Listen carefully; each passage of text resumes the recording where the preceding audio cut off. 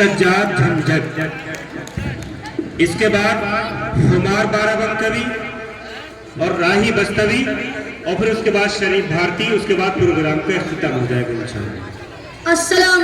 सज्जाद झंझट के बाद 3 शायर हमारे पास हो रहे हैं।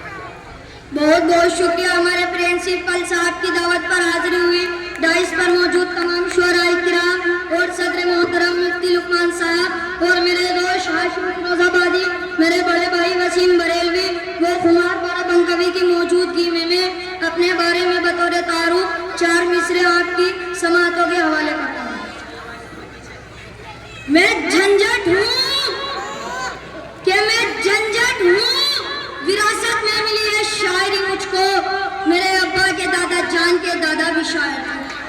क्या कहने, जिस फन को चुराकर दोस्त अशआर कहता हूँ, जिस फन को चुराकर दोस्त अशआर कहता हूँ, सुना है उस फन में मेरे दादा भी माहिर थे। क्या कहने, नाज़िम मुशायरा निजामत कर रहे हैं 4 शिकरे 4 मिसरे, शिकायत बतौर अर्ज करता हूँ कि एक शेर भी झंझट, कि एक शेर भी झंझट, कभी चोरी का पढ़ता हूँ, उठाकर आसमां सर पर सभी शायर बिगड़ते हैं। मगर इन नाज़िम आला को कोई कुछ नहीं कहता, मगर इन नाज़िम आला को कोई कुछ नहीं कहता, जो दौरानी निजामत दूसरों के शेर पढ़ते हैं। क्या कहने, सर्दी का मौसम है तो मैं उत्तराखंड से मंगवाया गया हूँ। मैं समझता था कि मेरे यहाँ ज्यादा सर्दी है, लेकिन मुझे आकर एहसास हुआ और इधर इतनी दाद और इधर इतनी खामोशी है, पता नहीं चल रहा है ये शेर उठा रहे हैं और ये शेर पी रहे हैं। सर्दी का मौसम है तो 4 मिसरे मुलाहिजा फरमाएं।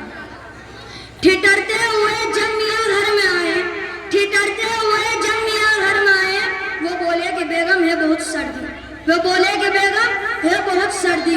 जो गरमाई बैठी थी बेगम ये बोली, कहाँ मर गया था, कहाँ देर कर दी। क्या कहने, आबी जा, अब आबी जा, नखरे में झंझट दिखा मुझे, ठंडी हवाएं आज ये मौसम सर्दी। ला सकता मैं चांद सितारे भी तोड़कर, और ला सकता हूँ मैं चांद सितारे भी तोड़कर, लेकिन मैं क्या करूँ, मेरे घुटनों में दर्द। क्या कहने, इसी लॉकडाउन की हालत यह कि साहब गोश्त पे पाबंदी, मटन चिकन सब बंद, तो उसी दौरान मेहमान भी नहीं आए। अब 4 मिसरे मुलाहिजा फरमाएं। अल्लाह अब मेरे घर की कायम रहे अजमत, घर में मेरे कौरमा और नान नहीं है। अल्लाह अब मेरे घर की कायम रहे अजमत, घर में मेरे कौरमा और नान नहीं है। ए शुक्र खुदा, गोश्त बंद होने की बदौलत घर में मेरे कोई भी मेहमान नहीं है। क्या कहने, उसके बावजूद मेरे यहाँ एक मेहमान आ गए। 15 दिन तक इसलिए डटे रहे, बाहर पुलिस थी, लॉकडाउन में कोई बाहर नहीं निकल पा रहा था, निकलता तो बहुत बुरा हाल हुआ था। तो मैंने उनकी खिदमत, गोश्त बनता तो दालों से खिदमत शुरू करनी चालू कर दी, जो दालें घर में मौजूद थी। उड़द की दाल के नाश्ते में खिचड़ी, दोपहर को मूंग की दाल और शाम में दाल चावल। हद ये हो गई कि 14 दिन तक दालें दालें दालें, वो के साहब परेशान है। इतने में पता है चला मैं उस गए दाल से जब चांद की तारीख का वक्त आया, पूछना था कि चांद की क्या तारीख है, 12 रबीउल अव्वल था। वालिद साहब कुछ बता रहे थे 8, बड़े भाई बता रहे थे 6 और मैं बता रहा था। हमें नहीं अंदाजा लगा क्या तारीख है, तो हम अपने मेहमान से मुखातिब हुए। हमने कहा कि हजरत चांद की क्या तारीख है। हजरत ने जवाब दिया, चांद की तारीख का तो पता नहीं, लेकिन आज दाल की 14 है, 14। क्या कहने, उस दौरान हमें एहसास हुआ, मैंने अपनी वाइफ से कहा कि बहुत बुरा हो गया। तो उन्होंने एक आइडिया बहुत खूबसूरत दिया कि अंडे तो मिलते हैं, हमने अंडा करी बना के मेहमान के सामने पेश कर दिया।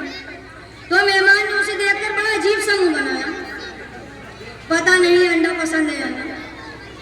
अब 4 मिसरे हो गए। अंडा करी को देखकर मेहमान ने कहा, माँ बाप से भी इनके करा देते मुलाकात। अच्छा, माँ बाप से भी इनके करा देते मुलाकात। झंझटी बोला, माँ बाप नहीं है, फिलहाल इन यतीम के सर पर रख दो। क्या कहने, अस्सलाम। बहुत अच्छा। ये थे सज्जाद